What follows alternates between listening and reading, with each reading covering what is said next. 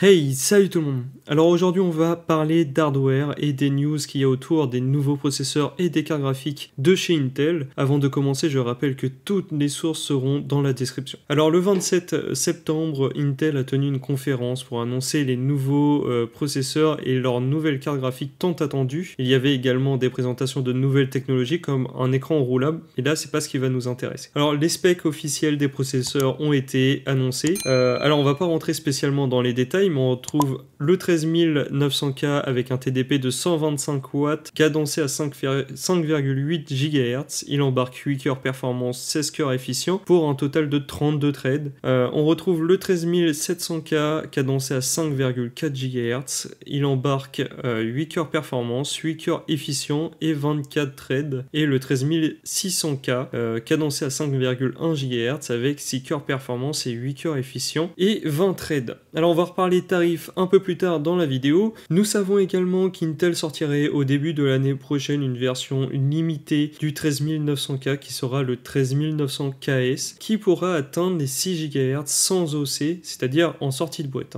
Alors il y aurait également un bench de ce 13900KS qui serait 15% plus performant que le 7950X d'AMD. Alors mais cela reste encore à prendre avec des pincettes, il faut attendre les premiers benches de personnes de confiance comme Linus Tech Tips ou J2Cent pour vraiment avoir un avis fixe dessus. Alors, lors de la conférence d'Intel, nous avons eu enfin la présentation des cartes graphiques Arc. Alors là, on va parler de la A770. Franchement, son design est vraiment sympa, elle est bien finie. On retrouve la connectique qui est standard, on a un 8 pins et un 6 pins, enfin un 6 pins.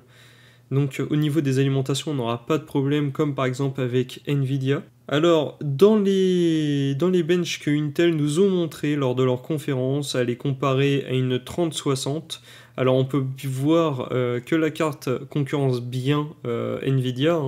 Je pense que les écarts se creusent pour Intel car les jeux ne sont pas vraiment encore optimisés pour ces composants, ils viennent à peine de sortir, un peu en retard en plus.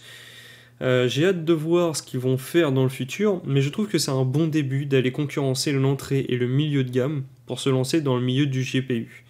Dites-moi dans les commentaires ce que vous en pensez, mais on a pu voir ça avec le retour d'AMD dans le marché des GPU. Au départ, on avait les 5700X et on n'avait pas de 5800X. Alors, petite actu de Top Achat, on retrouve un petit refresh de leur site. Alors, pour l'instant, c'est en version bêta. Personnellement, je le trouve vraiment bien fini, dites-moi ce que vous en pensez. On a le config-o-matic, vraiment tout est plus, tout est plus fluide, c'est vraiment sympa, on a des sortes de petites animations, donc c'est bien. C'est vraiment sympa. On retrouve désormais les nouveaux CPU en vente. Il est possible de les commander depuis l'annonce d'Intel, c'est-à-dire le 26 septembre ou le 27, je sais plus trop.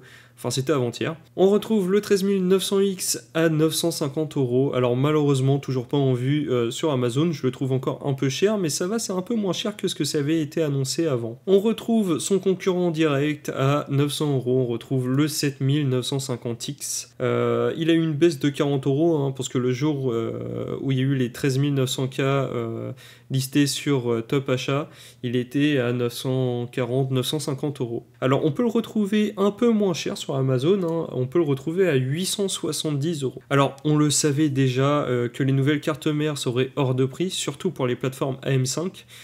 Pour l'instant, l'entrée de gamme, on peut la retrouver dans les alentours de 300 €.